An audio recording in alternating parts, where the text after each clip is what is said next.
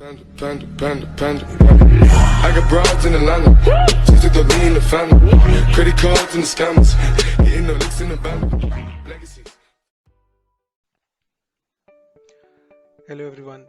आज हम बात करने वाले हैं निफ्टी फाइनेंशियल सर्विसेज इंडेक्स के बारे में, जिसको रिसेंटली सेबी से अप्रूवल मिली है कि वो डेरिवेटिव सेगमेंट में लॉन्च हो सकता है for future and options trading.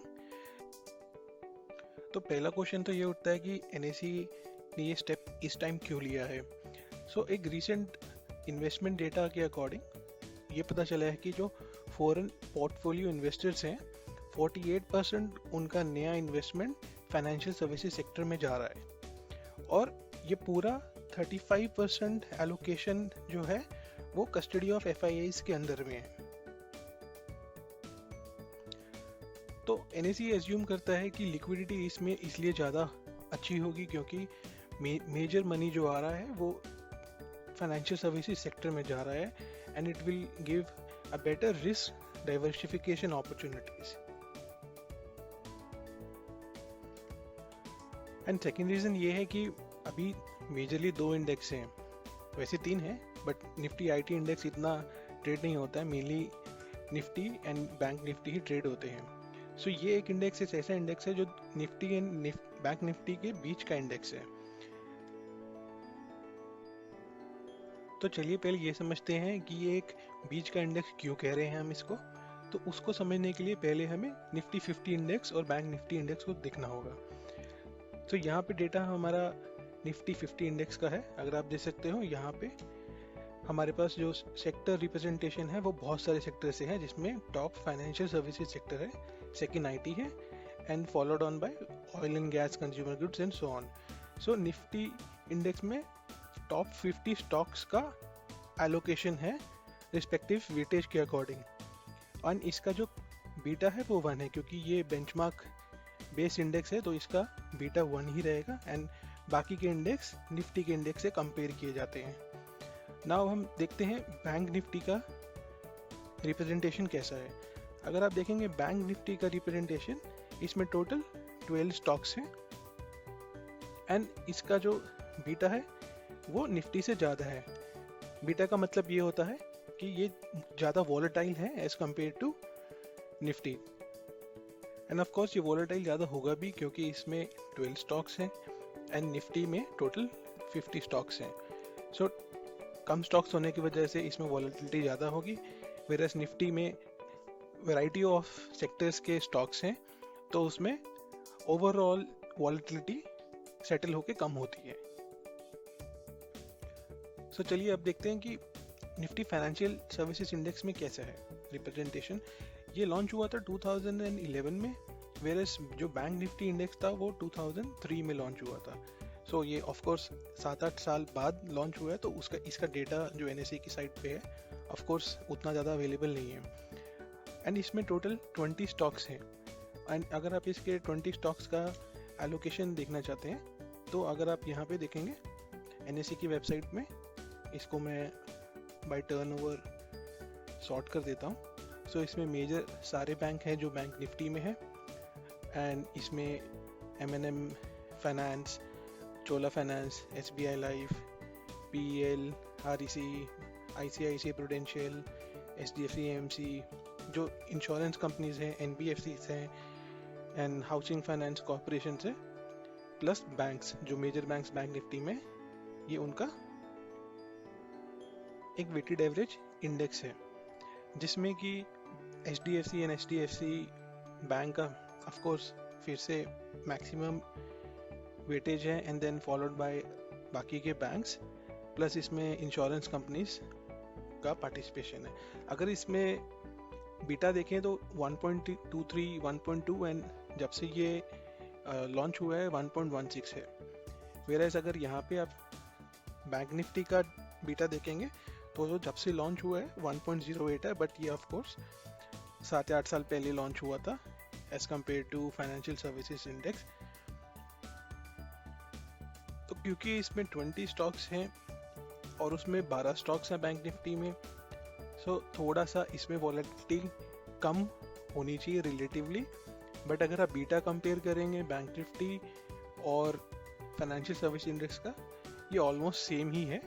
सो अभी ये डेटा जैसे फॉर्म होगा, जब ये लॉन्च होगा एंड इसकी जितनी ट्रेडिंग वॉल्यूम्स होगी, हो सकता है इनिशियली वॉल्यूम्स इतने ज़्यादा ना हो, वो हमें वेट एंड वॉच करना पड़ेगा एंड देखना पड़ेंगी कि कैसा इसमें कितना मनी मूव हो रहा है, कितनी पोजीशंस बिल्ड हो रही है, कितना फ्यूचर्स का ओपन इंटरेस्ट क्रिएट हो रहा है on a day to day basis, कितना ओपन इंटरेस्ट हमारा ऑप्शंस डेटा में क्रिएट हो रहा है on a day to day basis, and then we can finally take a call कि it is a good index to trade और not.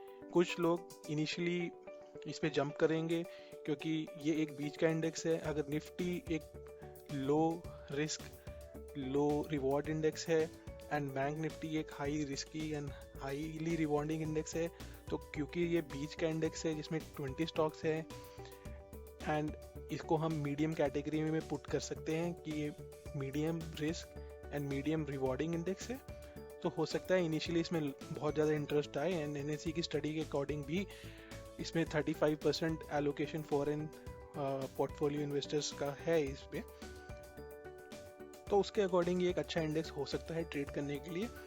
But it is too early to take a judgement call, क्योंकि NSE ने IT index भी launch किया था, but आप सबको पता आईटी इंडेक्स इतना हेविली ट्रेड नहीं होता है। सो क्या द रिस्पॉन्स इसको रिटेल्स इन इंडिया के जो HNIs हैं उनसे इतना अच्छा पार्टिसिपेशन ना मिले and people are more comfortable still trading Nifty and bank Nifty. So वो टाइम एंड हमारी एनालिसिस के साथ हमको तब जजमेंट कॉल लेना होगा एक। तो मेरा जस्ट व्यू पॉइंट इसमें ये है कि इनिशियली हमें इसमें जंप करना नहीं चाहिए एंड अगर हम कर भी रहे हैं तो हमको बहुत ज़्यादा क्वांटिटी के साथ में ट्रेड नहीं करना चाहिए। अब इसके थोड़ा सा डिटेल में और जाते हैं कि इसकी कॉन्ट्रैक्ट स्पेसिफिकेशंस क्या है। सो एनएसई के ये सर्कुलर जो 10 दिसंबर को आया है उसके अकॉर्डिंग अगर आप इसकी कॉन्ट्रैक्ट स्पेसिफिकेशंस देखेंगे, सो इसकी 7 weekly expiries and 3 monthly expiry contracts launch होंगे। इसका जो लॉट साइज है वो 40 का रहेगा, जैसे बैंक निफ्टी का 25 है एंड निफ्टी का 75 है, इसका कॉन्ट्रैक्ट लॉट साइज जो है वो 40 का रहेगा। टिक प्राइस जो है 0.05 रहेगा which is the minimum movement both for options and futures. इसका स्ट्राइक इंटरवल जो रहेगा वो 100 का रहेगा, जैसे कि बैंक निफ्टी का है एंड निफ्टी का 50 है, इसका स्ट्राइक इंटरवल 100 का रहेगा एंड इसकी सेटलमेंट कैश सेटल्ड होगी एंड इसकी जो फाइनल डेली जो सेटलमेंट प्राइस होगी वो volume weighted average price of futures का जो डेटा होगा लास्ट आधे घंटे का उसके अकॉर्डिंग सेटलमेंट प्राइस होगी इसकी। एंड इसकी जो क्वांटिटी फ्रीज है या मैक्सिमम क्वांटिटी की जो लिमिट है इसमें ट्रेडेबल इन वन डे वो 5001 है एंड 10% का इसमें सर्किट लिमिट है। ये इसकी सारी कॉन्ट्रैक्ट स्पेसिफिकेशंस हैं। सो एक क्वेश्चन ये उठता है कि इसकी जो मार्जिन रिक्वायरमेंट होगी वो क्या निफ्टी से कम होगी या बैंक निफ्टी से कम होगी या ज़्यादा होगी। तो उसके लिए हम कॉन्ट्रैक्ट वैल्यूज़ देख लेते हैं।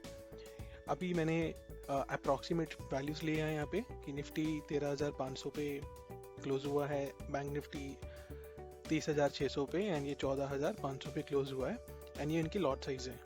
सो इनके करंट मार्केट प्राइस जो अप्रॉक्सीमेट लिए है मैंने इनटू लॉट साइज अगर आप करेंगे और लैख से डिवाइड करेंगे तो ये इनकी कॉन्ट्रैक्ट वैल्यू इन लैक्स आती है। सो अगर आप देखेंगे तो इसकी कॉन्ट्रैक्ट वैल्यू सबसे कम है as compared to Nifty and bank Nifty. So ये अज्यूम कर सकते हैं अभी के लिए कि इसकी जो मार्जिन रिक्वायरमेंट होगी ट्रेडिंग के लिए इन फ्यूचर एंड ऑप्शंस वो रिलेटिवली थोड़ी कम होगी।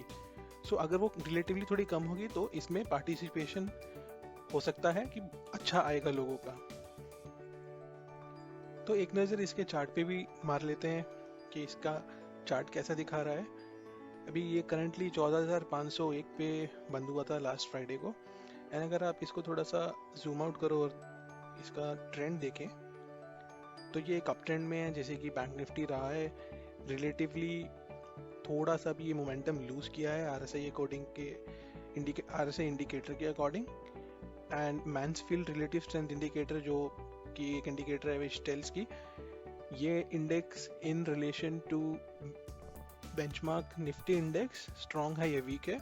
सो जब ये जीरो लाइन के ऊपर होता है तो इट इज़ स्ट्रॉन्ग। सो अब यहाँ पे एज यू कैन सी, यहाँ पे जब ये ब्रेकआउट आया था नवंबर स्टार्टिंग में इलेक्शंस के बाद, तो जब ये यहाँ से ब्रेकआउट के बाद जब से चला है तो रिलेटिवली ये इंडेक्स निफ्टी से ज़्यादा बेटर परफॉर्म किया है, और in other words out perform किया है निफ्टी को। इसको एक बार वीकली में देख लेते हैं। सो अगर आप वीकली में देखेंगे तो ये ऑलमोस्ट अपने रेजिस्टेंस लेवल के पास में है। तो यहाँ पे थोड़ा सा हमें कॉशियस रहना पड़ेगा जब ये रेड जोन के पास आएगा फॉर लॉन्ग पोजीशंस, और तब तक शायद इंडेक्स भी लॉन्च हो जाएगा। अभी आज वीडियो जब मैं बना रहा हूँ 13 दिसंबर है एंड 11 जनवरी को ये लॉन्च हो रहा है। तो तब तक प्रॉबेबली यहाँ पे और ज़्यादा डेटा होगा और ज़्यादा क्लैरिटी होगी कि इस इंडेक्स को कैसे ट्रेड करना चाहिए। एंड इसको ट्रेड करने के साथ साथ हमें इसके जो स्टॉक्स हैं उनकी वेटेज भी चेक करनी चाहिए। एंड ये हाईली कोरिलेटेड है निफ्टी एंड बैंक निफ्टी के साथ, सो हमें उनका भी इंडेक्स का मूवमेंट का चार्ट डेटा एंड जितना भी फ्यूचर्स एंड ऑप्शंस में ओपन इंटरेस्ट का डेटा है वो सारा स्टडी करना चाहिए to take a trading decision. So this is the overall view on financial service index, जो कि 11 जनवरी से NSE लॉन्च करेगा। सो अगर आपको ये वीडियो अच्छा लगे तो please like and subscribe my channel. कुछ भी क्वेश्चन हो तो प्लीज़ कमेंट बॉक्स में डाल देना, मैं उसको ट्राई करूँगा कि जल्द से जल्द आंसर कर पाऊँ। And thank you for watching this video.